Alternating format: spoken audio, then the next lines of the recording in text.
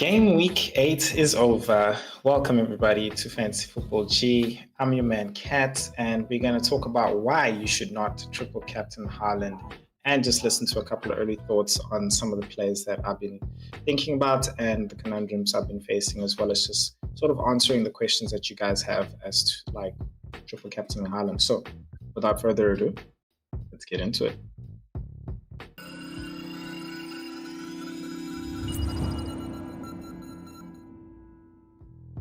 All right, guys. Now, let us get straight down to the point. Kat, what are you saying, bro? Why shouldn't we triple captain Haaland?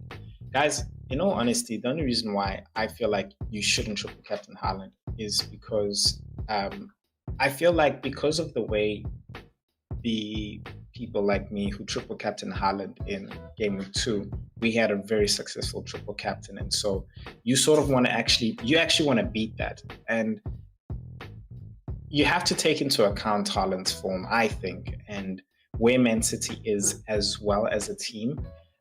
There's no Kevin De Bruyne, there's no Rodri.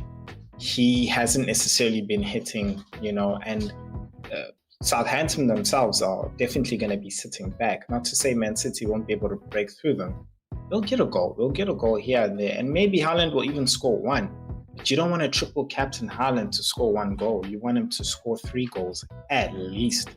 And I just feel like if you're waiting for a fixture to triple captain Haaland, where he's going to do well, and not just well, I think better than the guys who did triple captain him in Game Week 2, then I feel like the best opportunity is at a double game week. Now, that being said, Kat, there's not a lot of double game weeks that are going to be had, and absolutely right. And maybe the ones that are going to be had are not going to be the best opportunity. But that doesn't also mean that you need to focus on using your triple captain on Haaland. It would really be nice to do that, to use it on him, but you can still use it on Salah, you can still use it on Palmer, and those would be my options and my advice to you. I feel like right now, because of Haaland's form, I don't feel this is like the best time to actually triple captain him based on those main 2 important things. The fixture's right, it's just not the timing. I don't feel like it is. And again, it's not to say that he's not going to score. I think he'll definitely score in this game. It's not going to be surprising he scores in this game. But at the same time, are you going to be surprised if Haaland only scores 1 goal and maybe assist? Or maybe Haaland even scores just 2 goals?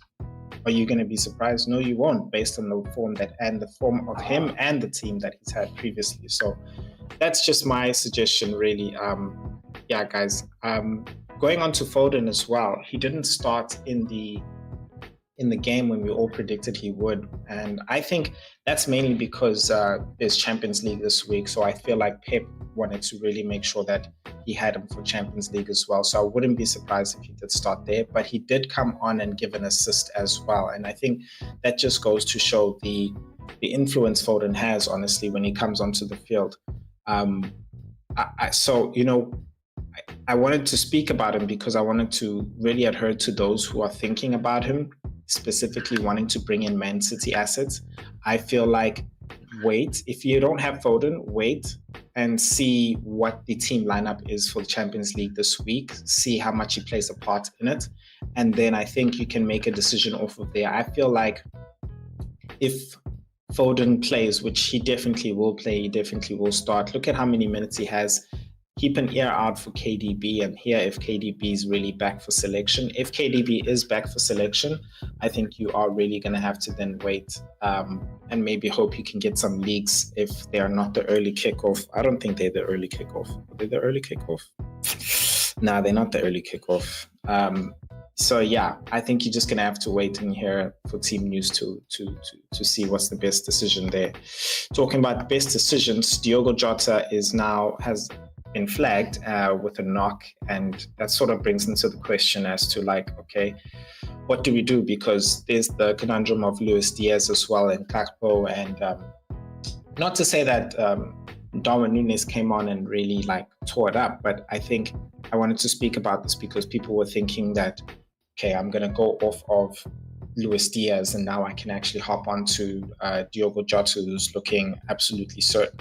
Again, I think it's a matter of waiting and actually seeing what the situation is, specifically with Champions League.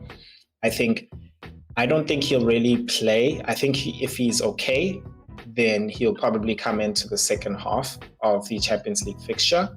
But if he's not okay, then he won't play at all. Then you're really going to have to wait for team news on a Friday. So those people who have Luis Diaz, or those people who wanted to move to a Diogo Jota, I think just hold. I know it's hard to speak about it considering that his next fixture is against Arsenal, but their fixtures really do turn. I feel like after this Arsenal fixture, their fixtures start to turn a little bit better because they got 2 home games. Plus, I don't feel like it's a bad idea even just to move from a Diaz to a Jota, even with the Arsenal fixture, because yeah, fine, Arsenal are a good team, but they're struggling. They won't have a Saliba for that game. Not to say that the replacements are not good enough, but they don't have a midfield right now that can really help them move forward. And so they can definitely concede goals. Arsenal do concede goals at home all the time.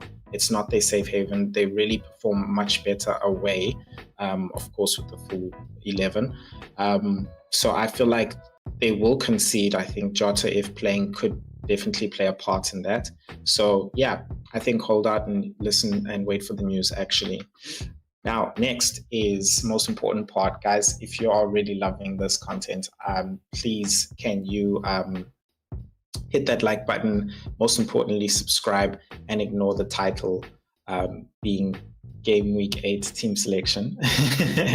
I just wanted to get this content out to you guys actually. So this is my Game Week 9 early thoughts, but as I mentioned, if you guys are really loving the content, please make sure you hit that like button and subscribe. Now, going on to the next topic. Sorry, on my side, I'm actually a bit frozen, so I'm hoping it's not like that on your guys' side.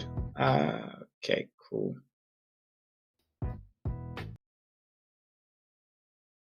And it is doing its stuff.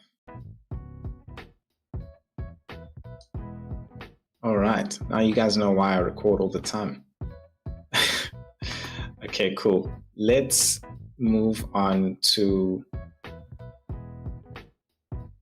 hold on. Let's move on to the next guy here, which is a Nicholas Jackson. And really, Nicholas Jackson's also a discussion about Chelsea that I really want to have. Yeah, so when it comes to Chelsea, what I think is that Chelsea honestly have really developed and proven themselves to being a good enough team. And you'll say it's kind of weird, Kat, why are we talking about this only after they've been defeated to Liverpool? Because this was their first test for me, in my honesty. And I feel like they really came out and they played as well as they could. So that being said, I feel like now we can actually really start looking at Chelsea as a team who we can really start picking players from. And this is me talking like minus Palmer. Palmer's always been an option, but I feel like definitely Nicholas Jackson is an asset that you can definitely look at, as well as the wingers as well, be it Madueke and Jordan Sancho. So I think they game week really today fixtures turn in game week 12. So I think from that time we can start to really look at them as great players. They are just they're just a team I feel like we should be keeping an eye on. And there's another team which I think we should be keeping an eye on. But before we get onto them, let's talk about Arsenal and their defense and what to do with them as well, because Saliba got a red card and Saliba got a red card, and it also it makes things a bit tough in the sense that, well, firstly, I know I've got him. Some people also do have him. He is highly owned, 28%. So I think you can definitely move him out. And Arsenal have got a row of bad fixtures right now with Liverpool, Newcastle, and Chelsea. I mean, I wouldn't necessarily say Newcastle and Chelsea are toughest fixtures, but they're definitely not going to be easy considering the injuries that Arsenal have, like Odegaard and Saka. We definitely needed a creative player there, so that is definitely affecting them. and Mikel as well as the team. So it clearly has an effect on their defense. So I think you can definitely move him on. Someone who you can move him on for is an Ait Nouri. Like, yes, their fixtures really only turn the next game week, but I think because you want to make sure that you're keeping an eye on price rises, you want to catch him before he raises his price rises. So make sure you're keeping an eye on that. But I think he can handle himself against against Brighton.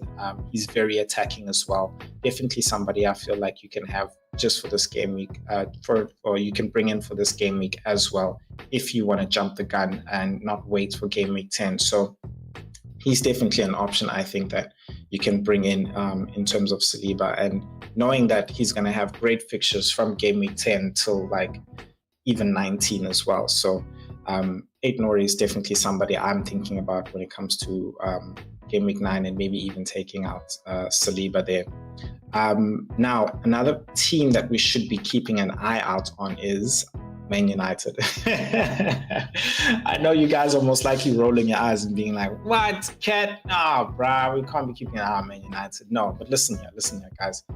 You see that game week 11 over there, it says Leicester. Even now, West Ham is a team that they can actually play against, and they got Chelsea at home as well. Man United defense, I feel like, is the only thing that is really working for them. So if you need some defensive assets, like I need to take out Saliba, I definitely think you can go for them. I think always with your substitutions and how many substitutions you have, bear in mind the fixtures are turning at game week 12. So if you are already carrying about like four transfers and stuff, and you don't have your wild card for game week 12, then I think you can make these transfers to look into see which Man United players you can actually bringing in, because I swear to you, man, that game week 11, they got some really great fixtures. I think they got Everton next, and I think they got another easy. So they got like 3 great fixtures. But I feel like you could actually bring in Man United assets from game week 9 right now, because even West Ham is actually a good asset. The only issue is, which is why I have Garnacho here, is what assets would you consider going forward in the Man United front line? And I feel like Garnacho's picking up his hand, right?